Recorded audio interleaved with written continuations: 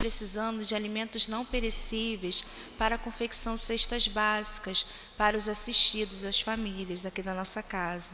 Nesse momento, estamos precisando de açúcar, mas vocês também podem doar outros alimentos. Agradecemos a colaboração de todos. Também lembramos a todos que estão chegando pela primeira vez na nossa casa, que a casa oferece trabalho de evangelização, infanto-juvenil. Nós temos nas reuniões de quarta à noite, sábado à tarde, a evangelização. Podem trazer seus jovens, suas crianças especiais, pois no momento que nós estamos aqui no salão estudando sobre as questões espirituais, lá em cima as crianças também, os jovens, estão estudando também essas mesmas questões que são adequadas à faixa etária deles. Também convidamos a todos para o nosso rodízio de caldos, que será amanhã. O horário de meio-dia às 16 horas, na rua Irutim, número 90, Penha Circular. Os convites estão à venda com a Dona Terezinha ou a Fátima. Também convidamos a todos vocês para o 30º Encontro Espírita sobre a vida e obra de Bezerra de Menezes. O tema será Bezerra de Menezes, o enfrentamento dos problemas relacionados à alma humana em desenvolvimento. Será no dia 1º de setembro, das 8h30 às 13 horas. Nós teremos o lanche fraterno e também evangelização infanto-juvenil. Podem trazer jovens e crianças. Pedimos a todos que, por favor, não utilizem as dependências do salão, nem para fazer o uso de alimentação, nem dos aparelhos celulares. Pedimos a todos que coloquem os aparelhos celulares no modo de vibração, para que não interrompam o pensamento dos companheiros que estarão utilizando a palavra na noite. E pedimos a todos vocês que, durante as suas orações, incluam as preces pelos nossos governantes, os governantes de todas as nações, para nós ajudarmos o plano espiritual na manutenção dessa paz que todos nós queremos e todos nós almejamos no nosso planeta. De posse da página que nós recebemos ao entrar na casa, é uma página do nosso querido Leon Denis, do livro Mundo Invisível e a Guerra, cuja lição é As Lições da Guerra. E Leon Denis nos diz assim: os terríveis combates entre as nações e as raças e as convulsões que sacodem o mundo produzem os mais sérios problemas, e em presença desse grande drama, 1000 questões se apresentam à mente humana ansiosa. Havendo momentos em que a dúvida, a inquietação e o pessimismo dominam os espíritos mais fortes e decididos. Esse abismo de desgraças é analisado calmamente pelo pensador espiritualista, e dos caos dos acontecimentos ele extrai a principal lei que rege o universo. Acima de tudo, lembra-se de que nosso mundo é um planeta inferior, um laboratório onde desabrocha as almas ainda inexperientes, com seus anseios confusos e suas paixões desordenadas. O profundo sentido da vida aparece para o pensador espírita com as duras necessidades que a elas são inerentes. É o início das qualidades e energias que existem em todos os seres. A fim de que as energias que existem, desconhecidas e silenciosas, nas profundezas da alma, apareçam na superfície, há necessidade de aflições, angústias e lágrimas, porque não existe grandeza sem sofrimento, nem progresso sem provação. Se o homem na terra se desvilinhasse das vicissitudes da sorte e ficasse privado das grandes lições de sofrimento, poderia fortalecer o caráter, desenvolver a experiência ou valorizar as riquezas ocultas de sua alma? No mundo, sendo o mal uma fatalidade, não existirá responsabilidade para os maus? Seria um erro funesto aceitá-lo, porque o homem, em sua ignorância e cegueira, semeia o mal, cujas consequências caem pesadamente sobre ele, assim como sobre todos que associam às suas más ações. É isso que o momento atual comprova. 2 poderosos imperadores, um protestante e outro católico, desencadearam a guerra com todos seus horrores. Fazia meio século que vinham preparando, calculando e combinando, tudo para obter uma vitória esmagadora. Leon Denis. Vamos agora elevar os nossos pensamentos a Deus, mentalizarmos a figura do Mestre Jesus, pacificarmos os nossos corações, nossos sentimentos e orarmos assim: Deus, nosso Pai de infinita misericórdia e bondade, Mestre Jesus, amigo de nossas almas, querido Clarencio, patrão desta casa abençoada, querido irmão Plácido, que também nos ajuda, Senhor, na direção da casa, queridos mensageiros de luz e de paz que nesse momento se fazem presentes. Mestre Jesus, abençoe a todos nós, abençoe a nossa reunião pública, Senhor. Que todos nós que aqui nos encontramos, encarnados e desencarnados, possamos estar, Senhor, receptivos ao estudo da noite e, Senhor, receptivos a todas as benéficas que receberemos dessa espiritualidade superior. Abençoe os irmãos, Senhor, que falarão aos nossos corações, ao nosso querido Freitas, que fará a palestra, a nossa querida Márcia, Senhor, que trará o comentário do Evangelho no momento do espaço, Senhor. Que eles possam ser muito amparados por Ti e abençoados por Ti, Mestre Jesus. E que todos nós, envolvidos nessa paz, nesse amor, pedimos a permissão a Deus, ao Mestre Jesus, para darmos por iniciado mais um dia seu de reunião pública aos sábados à noite. Que assim seja, graças a Deus. Aos sábados, nosso estudo é em torno do Livro dos Espíritos, e estamos no capítulo 9, segunda parte, que é a intervenção dos espíritos no mundo corporal.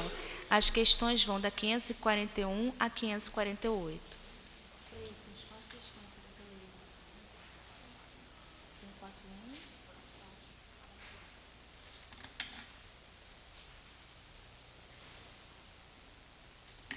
Nós vamos ler apenas algumas questões para que o nosso companheiro tenha mais tempo para desenvolver o seu estudo. Os espíritos durante os combates. 541. Numa batalha, há espíritos que assistem e sustentam cada lado? Resposta dos espíritos: sim, e eles que lhe estimulam a coragem. Assim, outrora, os antigos representavam os deuses, tomando partido deste ou daquele povo. Esses deuses eram apenas espíritos representados alegoricamente. 544. Maus espíritos poderiam sugerir-lhes estratégias errôneas com o objetivo de levá-los à derrota?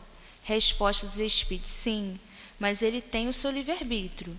Se seu discernimento não lhe permite distinguir uma ideia justa de uma falsa, sobre as consequências disso, e faria melhor se obedecesse em vez de combater.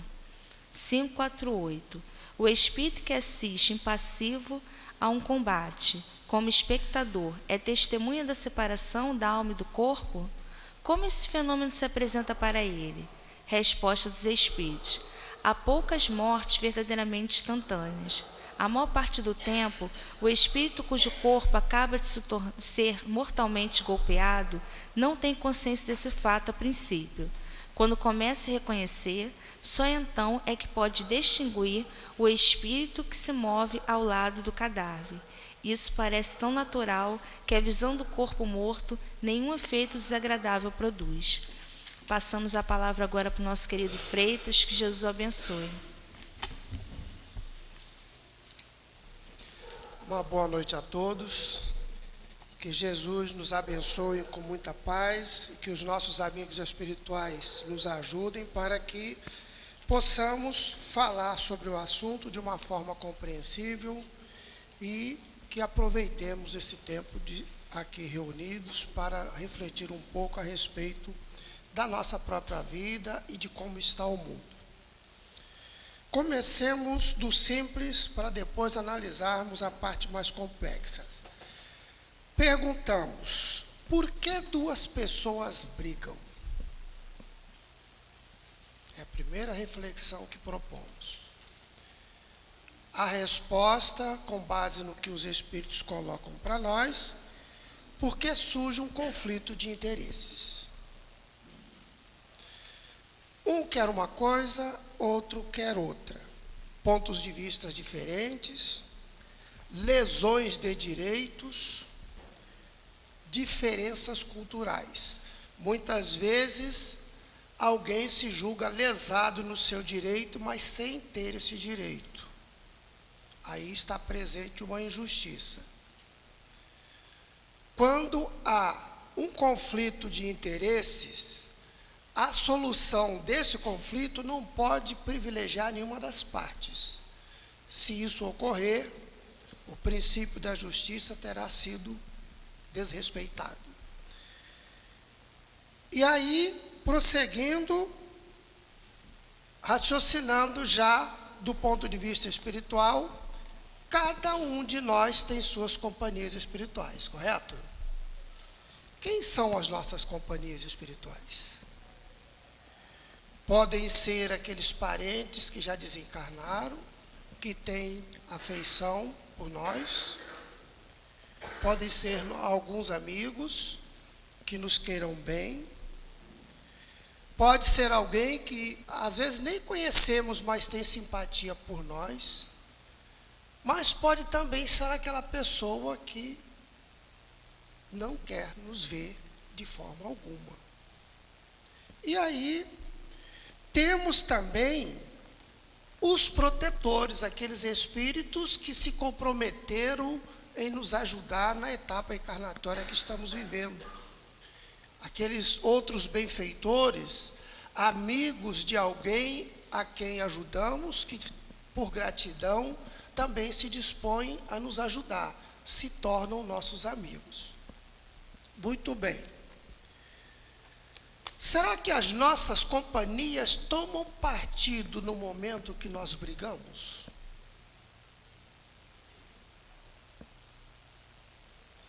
Quando há um conflito entre duas pessoas, eu tenho os que gostam de mim, os que simpatizam comigo, a outra pessoa com quem eu estou em conflito também tem o seu círculo de afeições espirituais. Eles também entram em conflito entre eles? É um conhecimento interessante, não é? Nós podemos responder que sim e que não. Aqueles que estiverem mais ou menos no mesmo patamar de entendimento da vida e das coisas que eu, os que estão também no mesmo patamar daquele com quem eu estou em conflito, também vai tomar o partido dele. E poderá haver um conflito não só entre os encarnados, mas também entre os desencarnados. E isso pode adquirir uma extensão que nós encarnados não temos a noção.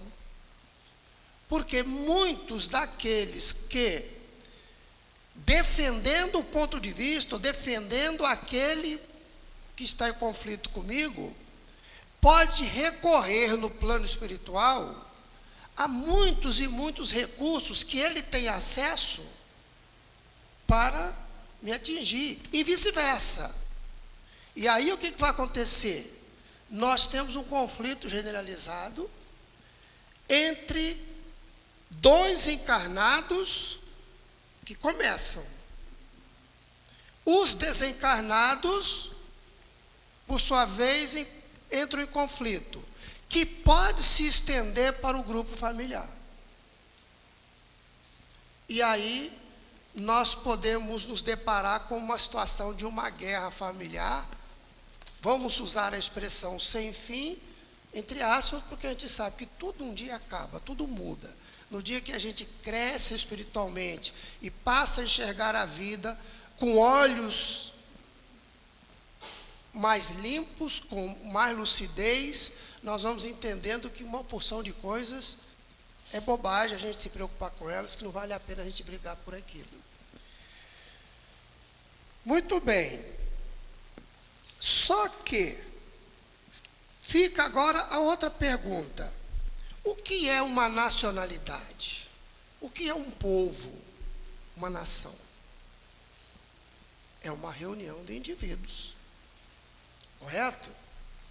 Que tem a mesma cultura, mesmo idioma, na maioria das vezes lutam pelos mesmos interesses. Se cada um de nós tem as suas companhias, nessas diferentes posições que nós citamos, tudo isso reunido com milhões e milhões de criaturas encarnadas e 3, 4 para cada um encarnado no plano invisível, nós teremos então toda uma nacionalidade visível e outra invisível. Não falamos que quando duas pessoas brigam entre si, não é um conflito de interesses? Transfiramos isso para nações. Como é que fica? Imaginem os encarnados, alguém dá início à guerra. Por quê? Se sentiu no direito de tomar posse de alguma coisa. Parte para a agressão. O agredido tem direito de se defender. Enfim, existe justiça numa guerra? Quem está se defendendo, aparentemente, é justo que ele lute para se defender. Mas vamos ver. O conflito se instalou. Começa a guerra. De guerra a gente sabe bastante, não sabe? O que nós temos visto só neste século? Vamos deixar para trás Primeira e Segunda Guerra Mundial. Vamos raciocinar só com o presente. A humanidade vive um clima de paz? Como é que nós participamos disso? Existe neutralidade do ponto de vista espiritual? A gente sempre toma partido, não toma? Sem perceber, nós simpatizamos com um ou com o outro, conforme sejam os valores que cultivemos e o que consideramos no grupo, vamos dizer assim, nas nacionalidades que estão em conflitos, os valores que cada um desses povos tenham.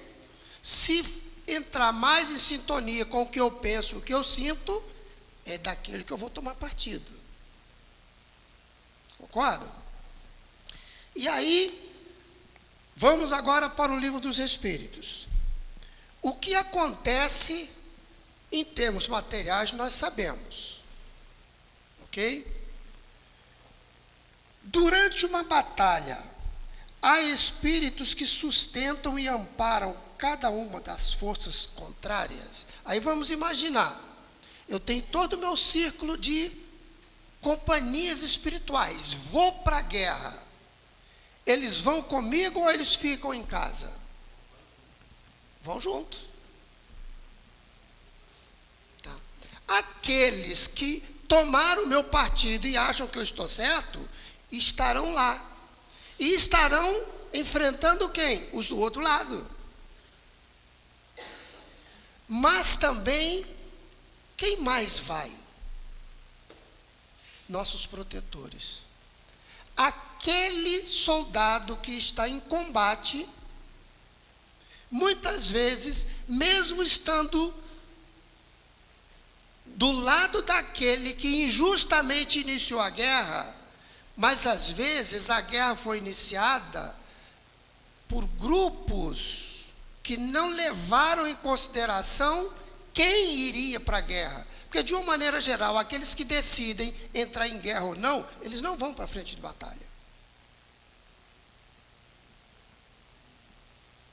Não são eles, de uma maneira geral, os que vão sofrer os horrores da guerra. Então, aquele soldadinho que está lá no campo de batalha, desesperado, sozinho, mesmo com um monte de companheiros do lado, mas ali ele está frente ao inimigo, mas ele tem que lutar. Porque se ele não lutar, o seu próprio país o matará. Porque o considerado desertor, muitas vezes é fuzilado. Às vezes até pelos próprios companheiros, dão fim nele. Então ele tem que lutar. Os protetores dele vão agir. Vão fazer tudo para que ele consiga ficar vivo, porque é a tarefa deles.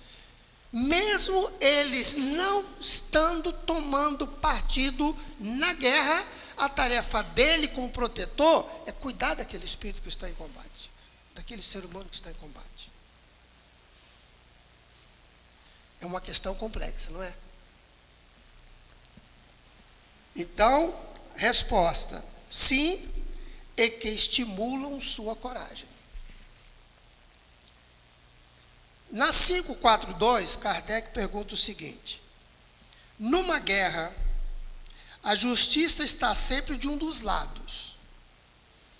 Como pode haver espíritos que tomem o partido dos que lutam por uma causa injusta? Já acabei de explicar. Ele não está em conflito com os outros espíritos que estão acompanhando. E os protetores se respeitam, eles não guerreiam entre si. Eles vão cada um cuidar do seu protegido. Mas não há conflito entre eles. No entanto, aqueles que estão em outro estágio evolutivo, olha a resposta: sabeis perfeitamente que há espíritos que só procuram a discórdia e a destruição. Vocês conhecem gente assim? Para eles, guerra é guerra. A justiça da causa pouco lhes importa. Tem gente que gosta do conflito, gosta da luta. Os Estados Unidos da América é um país que importa do mundo todo psicólogos e psiquiatras. Porque é um país que praticamente vive da guerra. Pode-se dizer assim. A sua indústria bélica é a maior do mundo. E ele treina aqueles soldados, transformando cada um daqueles homens numa arma. O indivíduo em si é uma arma mortal. Pega o indivíduo na faixa dos seus 20 e poucos anos de idade, no auge da força física, e submete esse indivíduo a um treinamento, a um condicionamento, durante anos, e joga ele na guerra. Tarefa dele, matar e destruir. É a profissão dele. Só que esse indivíduo vai envelhecendo, o relógio não para. Vai chegar um dado momento que fisicamente ele não tem mais condições de corresponder ao que se espera dele como um soldado para o combate. Aí ele tem que voltar para o país. Só que a mente dele, o corpo já não dá conta mais, mas a mente dele continua no padrão que foi colocado para ser aquela arma mortal. Dentro do país, esse indivíduo, primeiro, dificilmente vai conseguir um emprego, mas ele precisa sobreviver. Esse indivíduo vai conseguir se adaptar a uma vida simples, comum, como a nossa, de dia a dia. Levantar, tomar seu café da manhã, enfrentar as dificuldades do trânsito, ir para o trabalho, voltar para casa, descansar. Não vai. Psicologicamente, ele permanece em guerra. Como lidar com isso? Como resolver isso? Por isso que eles importam tudo o que eles conseguem para ajudar esses soldados. Só que não vai ser numa geração, numa encarnação que eles vão resolver isso. É um compromisso kármico que eles estão assumindo com milhões de criaturas. E eles terão que resolver isso. Não é outro país, não é outra nação. São eles que colocaram esses indivíduos nessas condições. Então são eles que vão ter que resolver.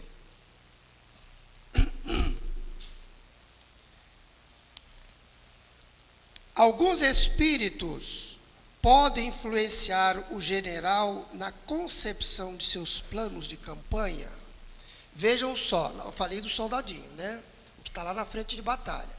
Mas, numa guerra, tem que se ter planejamento e tudo o que se precisa para que se chegue a um resultado que se planeja. Muito bem. O soldado não tem o protetor dele? O general também tem. Tem os simpatizantes também de natureza inferior que vão instigá-lo. E se o assessor maléfico do outro general que combate ele tiver acesso a ele? Isso é possível? Às vezes é. Às vezes é. Quem tiver curiosidade, leia o livro Guerra no Além. Além desse que está citado aqui, O Mundo Invisível é a Guerra e a Guerra, de Leon Denis, uma obra extraordinária, pouca gente conhece. E existe esse mais recente, o autor espiritual é Caibar Schutel, e o médium que organizou todas as comunicações é Abel Glaser. O título do livro é Guerra no Além. E o relato ali é justamente mostrando o conflito entre os grupos invisíveis enquanto a guerra no plano material está ocorrendo. Os planejamentos das falanges das sombras que querem favorecer esse grupo, aquele outro, e assim a coisa vai acontecendo. Então, nós, enquanto seres encarnados, não temos a noção do que ocorre no plano invisível, nos conflitos que se instalam, a começar por nós, um contra o outro. Para a gente não fugir ao que os espíritos falam, trazem para nós. Então, repetindo, alguns espíritos podem influenciar o general na concepção de seus planos de campanha, sem dúvida alguma. Os espíritos podem influenciar nesse sentido, como em relação a todas as concepções. Agora, se eles podem influenciar dessa forma, por que eles deixaram que a guerra acontecesse? Será que o presidente Trump tem algum protetor junto dele? O Vladimir Putin? Aqueles soldados que trabalham de guarda nos silos de mísseis, será que eles têm proteção? No plano invisível, ou melhor, retificando, no plano material, nós temos todo um serviço de espionagem para coletar informações que favoreçam o seu lado, não temos? E no plano invisível? Também tem. Também tem. Repetindo a pergunta que eu fiz, se há todo esse conjunto de proteção em diferentes níveis, correspondendo às responsabilidades nas decisões referentes à guerra, por que deixaram que a guerra acontecesse? Cumprimento da lei de justiça, lei de causa e efeito. Isso ocorre tanto a nível individual quanto a nível coletivo. Não acabei de dar um exemplo a respeito dos Estados Unidos da América, que eles, como país, é que terão que resolver o problema desses milhões de criaturas condicionadas mentalmente a estar sempre em guerra. E muitos desses soldados, por não conseguirem ficar dentro do seu país de uma forma adequada, usufruindo do direito que conquistaram, se tornam soldados de aluguel, vão se tornar mercenários, não tanto pelo dinheiro, mas pela necessidade de estar dentro do campo de batalha. Bom, na 5:4:4, os maus espíritos poderiam induzi-lo a elaborar planos errôneos a fim de o levar à derrota? Sim, mas não tem ele o livre-arbítrio? Pergunta delicada. Os maus espíritos podem ter acesso a um general que está elaborando um plano gigantesco, até mesmo para, dentro de pouco tempo, conseguir terminar a guerra, fazer com que a guerra se acabe, e ele ser influenciado por espíritos maléficos que o induziriam a erros no seu planejamento? Pode. O que vai determinar se esses espíritos vão conseguir ou não isso? A elevação moral dele, o senso de justiça que ele tenha, a identificação que ele tenha com as leis de Deus. Se o que ele estiver planejando estiver mais dentro da lei de Deus do que o outro, ele terá toda a proteção necessária para que o seu planejamento seja executado e alcance o resultado que ele pretende. Mas se ele não tiver, ele não vai conseguir. E aí, a guerra se prolonga. Mais dor, mais sofrimento, mais destruição, mais perturbação.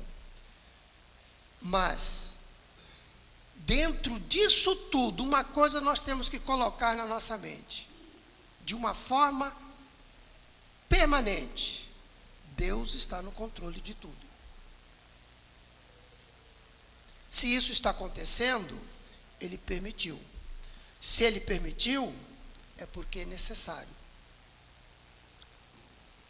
Ninguém, absolutamente ninguém, consegue burlar as leis de Deus. Então, aquela população ou aquele grupo de pessoas que foram vitimadas pelos conflitos da guerra, precisavam passar por aquilo por alguma razão. História de cada um. Disso tudo, além da solução de muitos karmas dificílimos que as pessoas têm que resolver, se aproveita também, a sabedoria divina aproveita para dar um empurrão no progresso do ser humano. Porque tem povos que ou se fecham no seu orgulho. Primeira Guerra Mundial aconteceu por causa disso. O povo francês se fechou no orgulho. Ele tinha uma tarefa em relação ao resto da humanidade. Muitos povos se extinguiram. Por que foram extintos? Porque o padrão moral deles já era incompatível com a realidade em que estávamos, que já tínhamos alcançado. Esses povos não tinham, a cultura deles em si, de uma maneira geral, já não proporcionava àqueles espíritos muitos fatores de progresso. Então era necessário o quê? Vamos transferir esses espíritos para outra cultura. Porque acaba a estrutura física. Vamos dizer assim, aquela etnia com aquelas características físicas, mas os espíritos vão para outras regiões. Assimilar novos valores culturais, trabalhar o seu intelecto com outros recursos. E, em cima disso, podem lá na frente voltar a se reunir de novo. Cumpriram o que precisavam, resolver as pendências que tinham com as leis divinas, conquistam o direito de se reunir de novo como povo.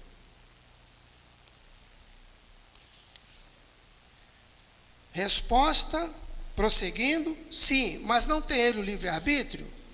Se seu juízo não lhe permite distinguir uma ideia justa de uma ideia falsa, sofrerá as consequências e melhor faria se obedecesse em vez de comandar. Aí os espíritos foram duros, né? Se você não dá conta de ser general, dá um lugar para outro. Vai ficar na posição que você tem condições de fazer o que você sabe. Infelizmente, muitos de nós se equivocam na escolha de muitas profissões na vida. Mas isso é a história individual de cada um. Na 546, os espíritos perguntam, Kardec pergunta: no tumulto do combate, o que acontece com os espíritos que sucumbem? Deixa eu ver o que eu anotei aqui.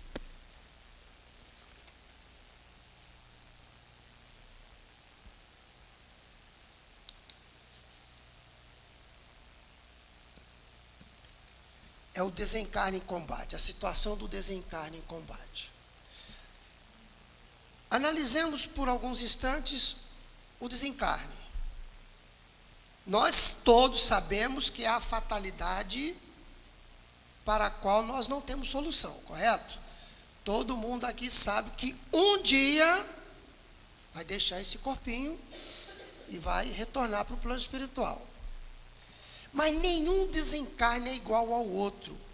Embora, vamos dizer assim, o grupo está num carro, num veículo, ocorre um acidente violentíssimo, todos os ocupantes desencarnam. Aí nós falamos assim: todos morreram da mesma forma. Não.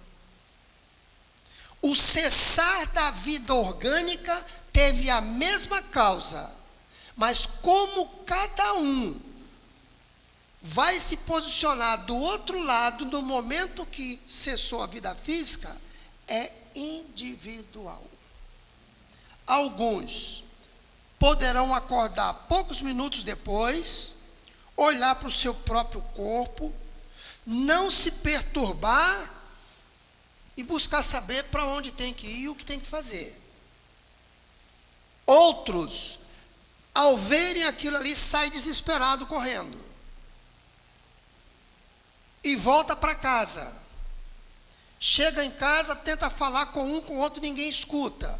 Entra em desespero. Muitas vezes enlouquece. E é um trabalhão danado para a gente socorrer esse espírito. Outros não vão nem se dar conta do que aconteceu e vão levar anos a se darem conta de que morreram, de que desencarnaram. Então o desencarne é individual para cada um, porque depende das conquistas espirituais que tenhamos, depende do que sabemos a respeito da vida espiritual, depende de como nós nos vemos, se nos vemos como um ser imortal. Então tudo isso entra em cena, vamos dizer assim, no momento do desencarne. Imagine um soldado em combate, naquele caos total. Só para a gente ter uma pequena noção do que é um combate. Na Segunda Guerra Mundial, os alemães ocuparam a África do Norte, uma boa região da África. E aí, os aliados foram se preparando para iniciar a reconquista de tudo aquilo que os alemães tinham conquistado. O general Montgomery, um general inglês, foi o encarregado de iniciar essa reação na África contra o general Rommel, alemão. Na noite em que iniciou essa partida dos aliados na ofensiva para desalojar os alemães da África, eles iniciaram o combate com 8.000 canhões disparando incessantemente a noite inteira. A gente tem noção do que é isso? Imagina um soldado lá no campo de batalha. Então, alguém desencarnar numa condição dessa, Não dá para você imaginar como é que o indivíduo vai sair dali. Sheila, o espírito Sheila, desencarnou em combate na Primeira Guerra Mundial. Ela acabou de desencarnar. O espírito chegou, estava socorrendo. Vamos trabalhar, minha filha. Temos muita gente para socorrer. E ela saiu, já atendendo os desencarnados do outro lado.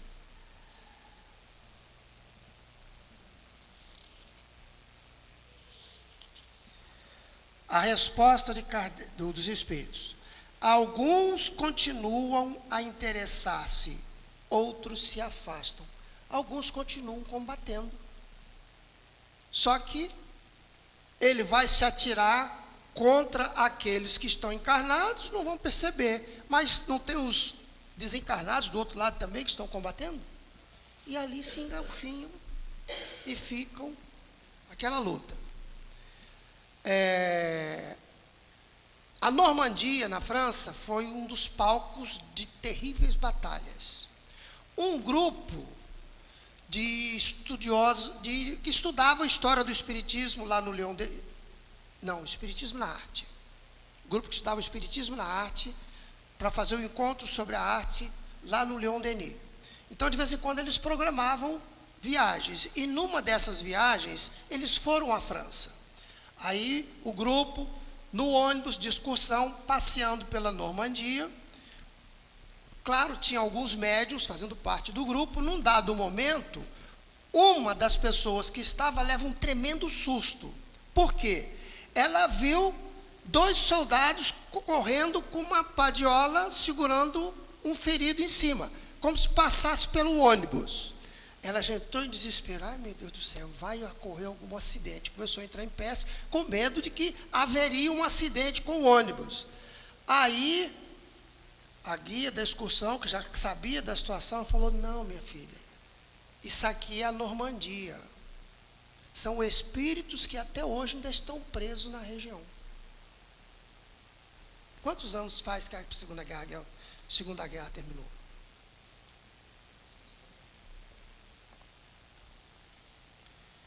Cinco, 4, 7. Após a morte, os espíritos que em vida se combatiam continuam a considerar-se inimigos e ainda se mostram obstinados uns contra os outros? Vai depender dele. Se é aquele indivíduo que está na guerra porque não tem outra saída, quantos se tornaram amigos mesmo se combatendo? Há poucos dias atrás assisti uma reportagem no History Channel falando sobre a Primeira Guerra Mundial. A gente ouve falar muito que foi uma guerra de trincheiras, e realmente os soldados ficavam na trincheira dias e dias, debaixo de chuva, debaixo de frio, era um terror. Mas teve uma parte da França, uma cidadezinha que tinha na França, que hoje só existe ruínas. Por quê? De um lado, os alemães vinham cavando túneis para colocar explosivos debaixo do que eles consideravam os inimigos para explodir. Os franceses, sabendo disso, começaram a fazer a mesma coisa. Então, cada vez eles cavavam mais fundo para pegar o inimigo em cima, explodir. E cada vez colocando bombas maiores. Chegaram ao ponto de colocar bombas de toneladas. Sabe o que os soldados faziam? Eles se combinavam através de pancadas, um ouvia o outro, e eles diziam quando é que eles iam explodir a bomba. Um inimigo falava para o outro. E aí todo mundo se afastava, explodia a bomba e ninguém morria. E eram inimigos.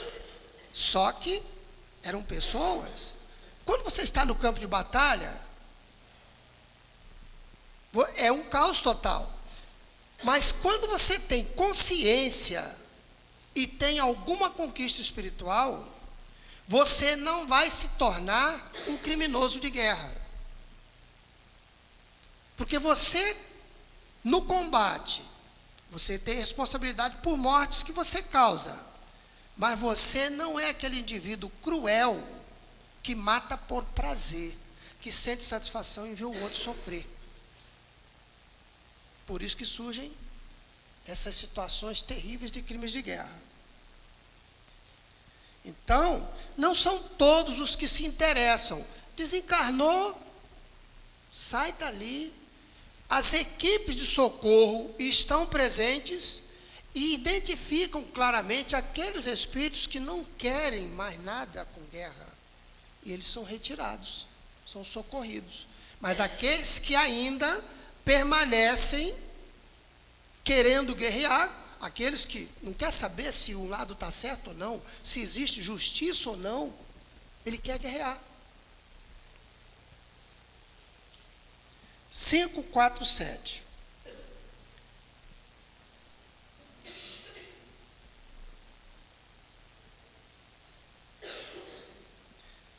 Já li.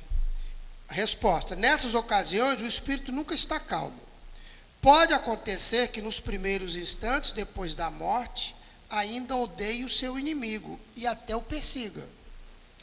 Quando, porém, suas ideias se clareiam, vê que sua animosidade não tem mais razão de ser. Entretanto, dela ainda pode guardar vestígios de rancor, mais ou menos fortes, conforme o seu caráter. Existe um livro também,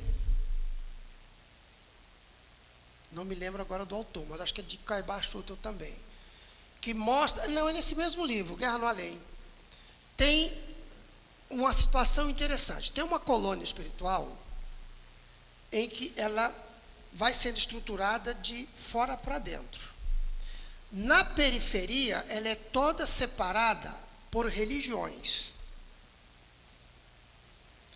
Eu sou católico, desencarno, não estou comprometido com situação nenhuma, sou socorrido, sou levado para lá, para o setor católico. Protestante, o muçulmano, o hindu, então tem assim, na periferia. É respeitada a sua convicção, os seus valores, a sua cultura. Mas todos vão tendo aulas a respeito do que é a realidade da vida, o que cada ser é. Na situação de encarnado, por que nós temos que renascer nessa ou naquela cultura, no sexo masculino, no sexo feminino. Na medida que o espírito vai se esclarecendo, ele vai passando para os círculos interiores, que já há o convívio entre todas as denominações religiosas, porque todos já se respeitam. Cada um sabe os valores culturais que o outro tem, as suas convicções religiosas, mas não há conflito entre eles. E aqueles que já ultrapassaram tudo isso, se veem pura e simplesmente como cidadão universal, criatura de Deus, que ora está aqui, ora está ali, estão no centro, onde não há nenhuma divisão. Um dia nós chegaremos lá, não é? Esperamos firmemente que isso não demore muito. Por isso que nós estamos aqui batalhando para resolvermos as nossas pendências uns com os outros. Porque todos nós estamos juntos, gente. Não é à toa, não. Muitos estão juntos para consolidar laços, para sustentar um ao outro nas lutas mais difíceis que tem que atravessar, para o reajuste com a lei de Deus, mas tem outros que estão juntos para começarem a se respeitar. São, às vezes, ferrenhos inimigos de séculos, e renascem juntos. E muitas vezes, numa situação tal de interdependência que tentam de tudo, mas não conseguem se afastar. Só vão se afastar aparentemente, quando desencarnarem. Se o que desencarnar não continuar nutrindo rancor pelo outro. E isso vai acontecendo até um dia que se tornem grandes amigos, porque um dia, com o afastamento, ele vai sentir falta. Quando começa a sentir falta, o sentimento mudou. Aí já dá para você programar uma reencarnação juntos, como amigos.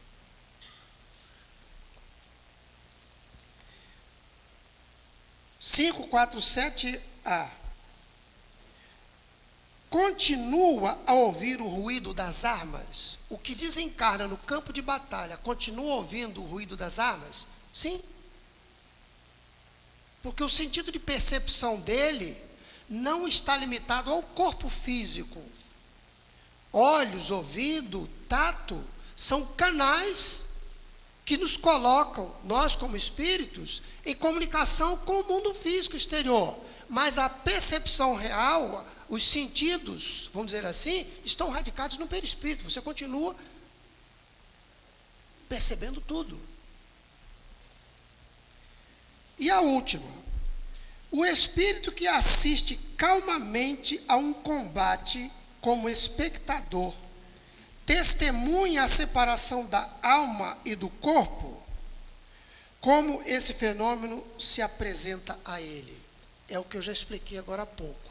No momento do desencarne, como é que o espírito vê o seu corpo? É de cada um.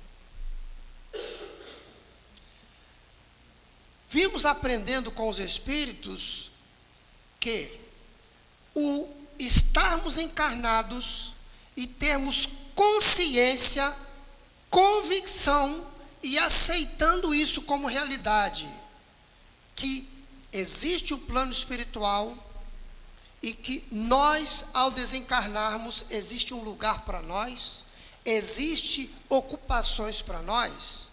Isso tem um valor inestimável, porque ao desencarnarmos, nós não vamos ficar como que perdidos no vácuo, sem saber o que vai acontecer conosco.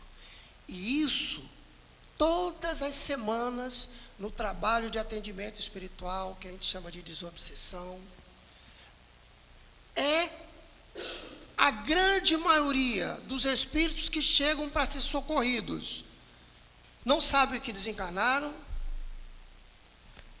Outros sabem que desencarnaram, mas continuam vivendo ou tentando viver como se estivessem encarnados, buscando satisfazer as necessidades físicas próprias do corpo, só que estão desencarnados e não encontram lugar, não encontram meios de conseguir isso. Uns entram em desespero, outros percebem que ao se aproximar até de um ente querido, ele se sente bem, mas não sabe por quê. Por que ele se sente bem? Porque ele absorve fluido vital daquele que está encarnado. E ali ele vai ficando. Quando não é num ente querido, é numa casa que ele consegue entrar, consegue ter acesso. E ali ele vai ficando. Quando a pessoa vai comer, ele vai junto, para tentar sentir a sensação da comida. E todas as coisas que a pessoa encarnada faz, ele tenta fazer junto.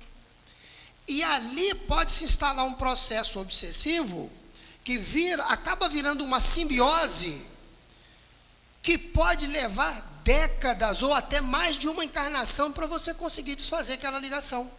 E não é por ódio. É porque se tornaram parceiros, um ajudando o outro. O que é uma simbiose? É um ser que vive A simbiose tem várias classificações, né? Mas, de uma forma simples, são dois seres que se unem para se ajudarem mutuamente. Então, isso pode acontecer. Bom, como é que nós concluímos a nossa conversa de hoje? O que nós estamos fazendo aqui? Aprendendo a ser melhores cristãos. Porque Jesus não veio à Terra inutilmente. E como o grande mestre que ele é, e todo mestre, quando ele termina de passar a sua matéria, o que ele faz? Ele vai passar um testezinho, não vai? Uma aferição dos valores. Será que os meus alunos aprenderam? O professor, se ele passou a matéria direito, ele tem direito de cobrar do aluno? Tem, não tem? Então Jesus tem direito de cobrar de nós. E ele cobra. Mas o que ele cobra? Ele cobra com violência? Não. Ele é a personificação do amor. Ele nos espera pacientemente. Mas de vez em quando ele tem que dar um empurrão na gente. Como é que ocorre esse empurrão? Infelizmente, para alguns, ainda no planeta Terra é necessário a guerra. Nós brasileiros reclamamos muito. Com toda sinceridade, nós brasileiros reclamamos muito.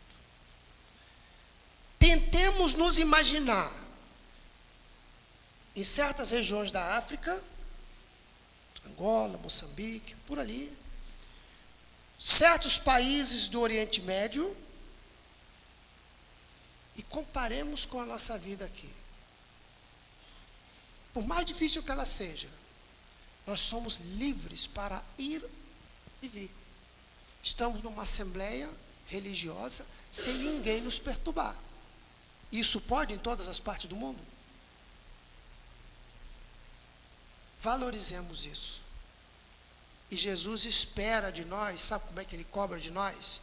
Que isto que nós já temos, nós levemos adiante. Porque nós não estamos recebendo isso à toa. O aluno aplicado, ele não fica com conhecimento só para ele. Porque o objetivo é multiplicar. Todos têm os mesmos direitos diante da lei de Deus. E uma das maiores misérias para o ser humano é a ignorância. Se a gente pode esclarecer alguém a respeito de alguma coisa, não titubeemos em fazer isso. A pessoa, de repente, pode até não entender de imediato o que nós estamos tentando fazer. Não importa, não briguem. Se aquilo que tentamos falar para ela for realmente o que ela precisava, num dado momento ela vai reconhecer aquilo, porque aquilo vai ficar gravado nela. E nós prestamos um auxílio a alguém e fizemos aquilo que nos compete, passar adiante o que sabemos. Estamos então chegando ao final da nossa reflexão. Eu espero não ter sido assim de muito impacto, porque nós pensarmos a respeito de guerra, falar de guerra ainda é uma coisa dolorosa para todos nós, porque cada um de nós vive uma situação dificílima de segurança, de intranquilidade. Uma das doenças mais constantes na atualidade é a ansiedade, medo. O século passado foi caracterizado pela depressão. Foi das grandes enfermidades do século passado. Não foi nem o câncer, nem o problema cardíaco, foi a depressão. E esse é a ansiedade. A ansiedade mata.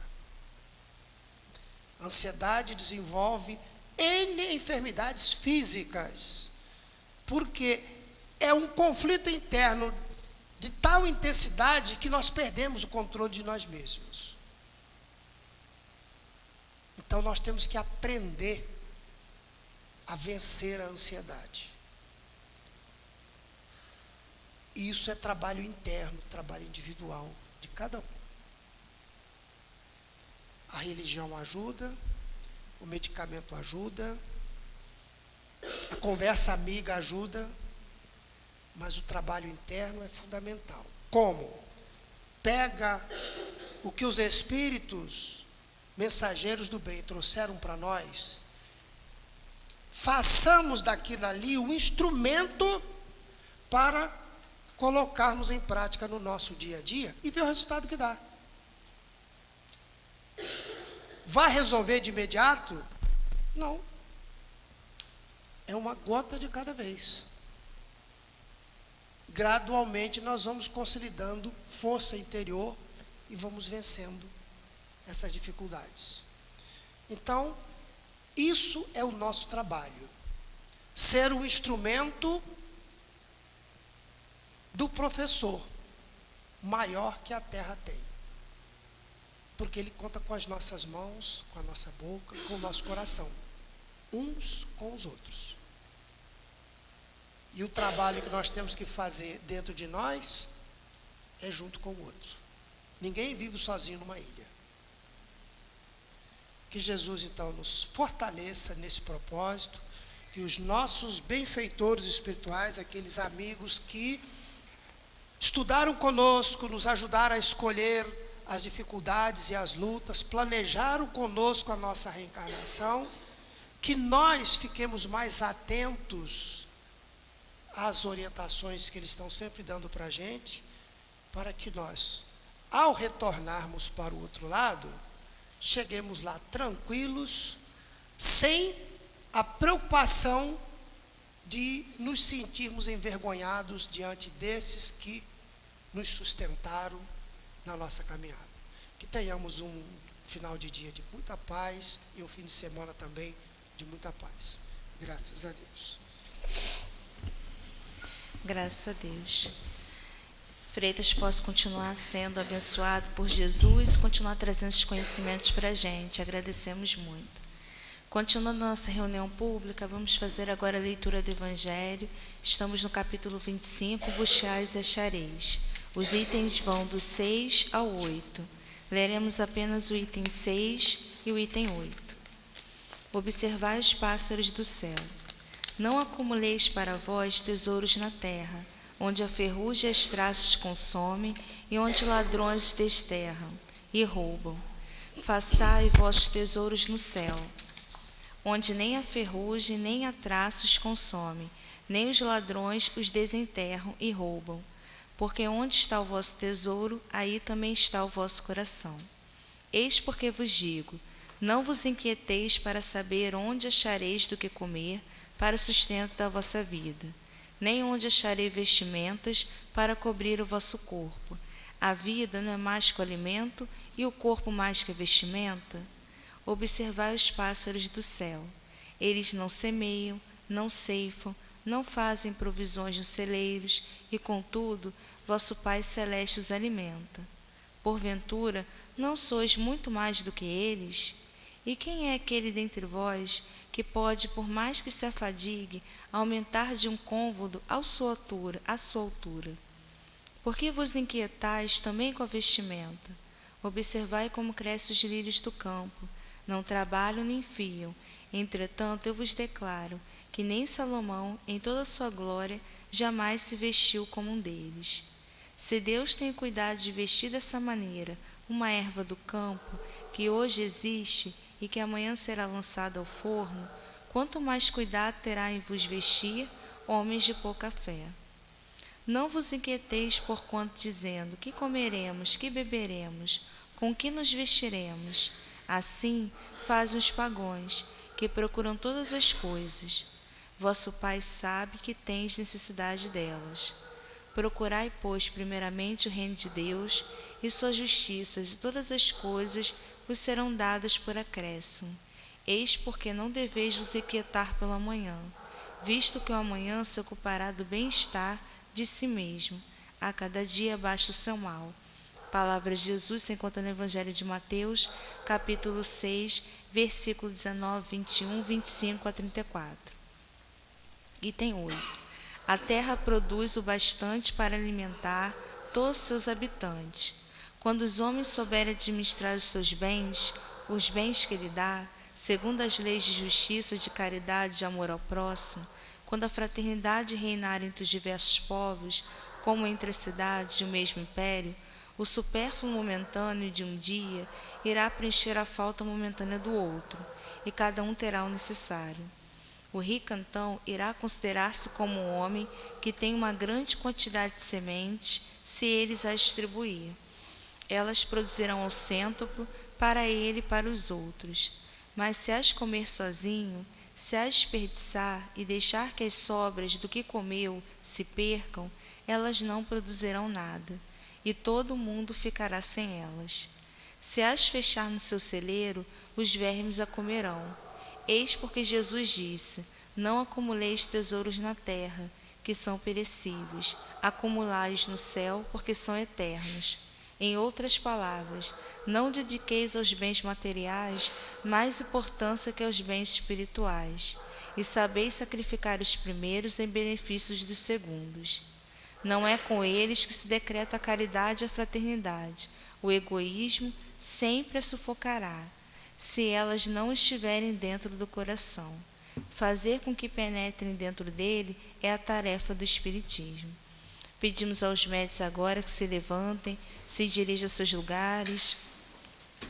Lembremos a nós outros que as manifestações mediúnicas só são autorizadas aos médiuns da nossa casa.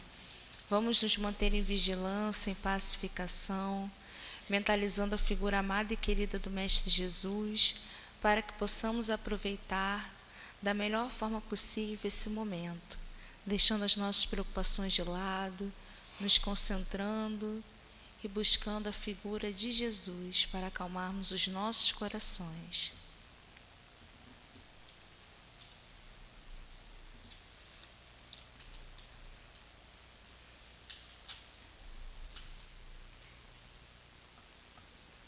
Deus, nosso Pai, de infinita misericórdia e bondade, Mestre Jesus, amigo de nossas almas, chegou mais um momento abençoado do passe. Fortaleça, Senhor Jesus, e equilibre cada médium no exercício da mediunidade. Que todos os médiuns, Senhor Jesus, possam estar em comunhão com os amigos espirituais e, através dos seus fluidos, recombinados com a da espiritualidade amiga, possam transmitir através do passe fluidos de paz, de equilíbrio, de conforto, Senhor, para todos os companheiros que irão receber esses passes. E que esses companheiros, Senhor, sejam fortificados materialmente e espiritualmente. Abençoe também, Senhor, a nossa querida Márcia, que nesse momento, através do Teu Evangelho de amor e de luz, conduzirá os nossos pensamentos e sentimentos, Senhor. E que todos nós, nessa harmonia espiritual, possamos elevar o nosso pensamento a Ti, Senhor, e aproveitarmos o momento do passe. Que seja em nome do Mestre Jesus, em nome de Deus nosso Pai, nosso querido Clarencio, pedimos a permissão para darmos por iniciado mais um momento abençoado do passe. Que assim seja, graças a Deus. Queridos irmãos, que a paz esteja com todos, que a compreensão e o entendimento da mensagem evangélica se faça para todos aqui presentes.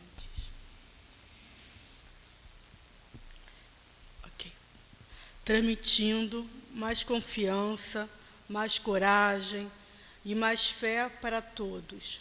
Viver diariamente com muito mais serenidade, com amor e muita paciência.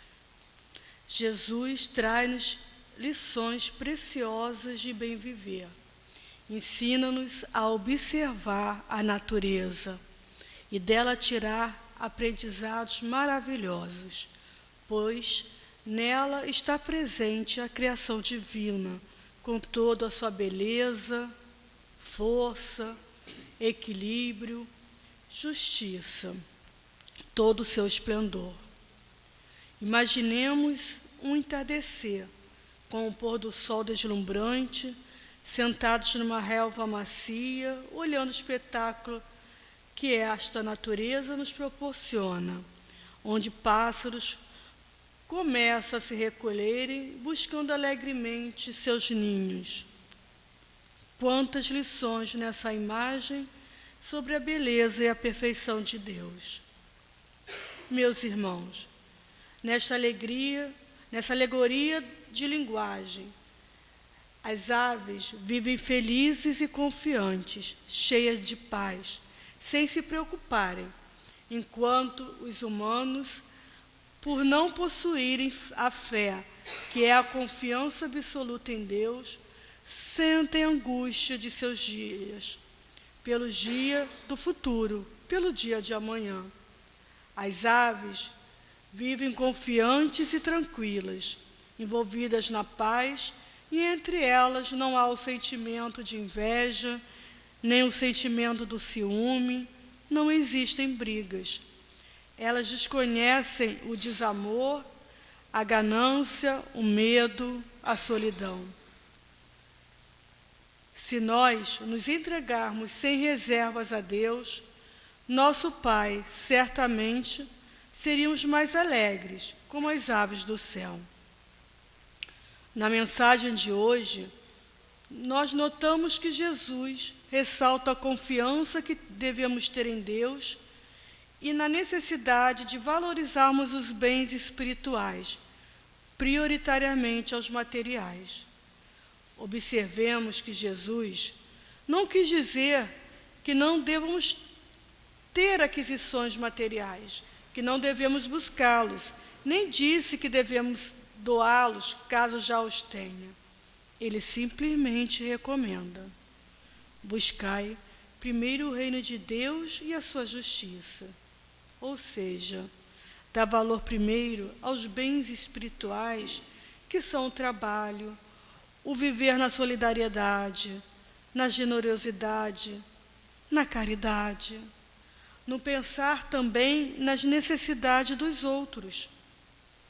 E como reforçou Kardec, não ligar aos bens materiais mais importância do que aos espirituais, e saber sacrificar os primeiros aos segundos.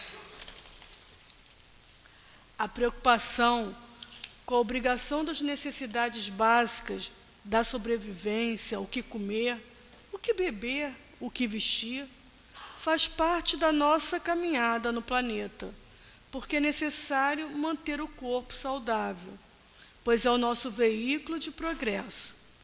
Jesus, entretanto, nos instrui, através dessa mensagem, a não desanimarmos, a ter fé na providência divina, a planejar a vida com mais consciência da nossa realidade espiritual.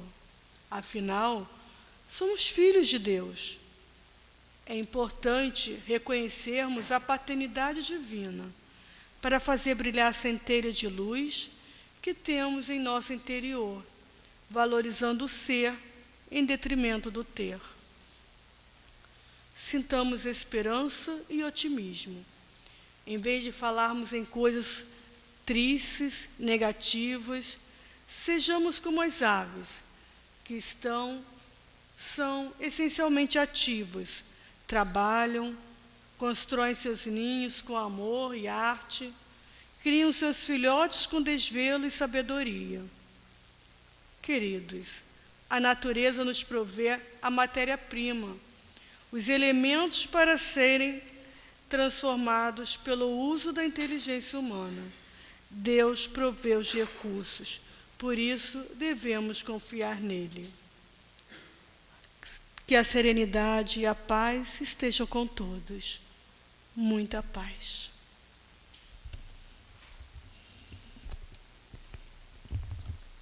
E assim, Senhor Jesus, só nos resta agradecer. Agradecidos estamos, Pai, por todas as benéficas que recebemos nesta casa, a esses estudos, Senhor, que tanto nos possibilitam uma lucidez espiritual, esclarecimento espiritual, Senhor, que tanto nos ajuda na nossa caminhada evolutiva de espíritos imortais, a uma caminhada mais segura, Senhor, contigo, uma caminhada, Senhor, de menos dores, de menos sofrimentos posteriores. Continue, Mestre Jesus, nos amparando, protegendo a nossa caminhada, nos fortalecendo sempre ao bem, Senhor. Fortaleça esta casa, Mestre, que Clarencio possa continuar com este ponto de luz na nossa vida, nos nossos corações. Que essa casa continue aberta, Senhor, para que nós possamos continuar encontrando esse conforto, esse equilíbrio, esse amparo, Senhor. Mas não só nós, muitos que aqui também ainda chegarão, encarnados e desencarnados. Senhor Jesus, fortalecei também o encontro de Bezerra de Menezes, que será em setembro. Que este encontro possa, Senhor, ocorrer na Tua paz, na Tua infinita e doce serena paz. E que todos que aqui chegarem a esta casa, encarnados e desencarnados, possam chegar em paz e sentir a Tua paz. E abençoe também, Senhor Jesus, ao nosso planeta Terra, enviando as vibrações de amor, de sustentação, de equilíbrio, Senhor, e de força e coragem para todos os habitantes do planeta, Senhor. Abençoe a todos nós. Fortaleça também aos nossos governantes, Senhor, que eles possam escutarem mais seus guias, seus mentores espirituais, Senhor. E um dia, Senhor Jesus, começarem a criar leis mais humanas, Senhor, visando a toda a população.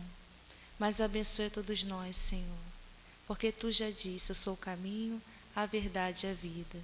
Ninguém vai ao Pai se não for através de mim. Que possamos, Senhor, potencializar as nossas forças, as nossas energias em Ti, Senhor, e continuarmos, Senhor, sempre Te seguindo. A caminhada, muitas das vezes, pode ser árdua, mas é esta caminhada, Senhor, que irá nos libertar de muitas dores e, posteriormente, Senhor, estaremos em paz, com a consciência tranquila do bem que fizemos, Senhor. E possamos estar sempre ao lado do bem. Que seja em nome do Mestre Jesus, esse amigo amado e generoso dos nossos corações, nosso irmão mais velho. Que seja em nome do nosso querido Clarence, este patrono abençoado, que abre as portas desse lar para nos abrigar. Em nome do nosso querido irmão Plácido, que também nos ajuda na direção dessa casa. Mas, sobretudo, em nome de Deus, nosso Pai, que de nossa parte damos por encerrado mais uma reunião pública de sábado à noite. Fica conosco, meu Pai, hoje, agora e sempre, pois muito precisamos da Tua proteção e do Teu amparo divino nas nossas vidas. Que assim seja, graças a Deus.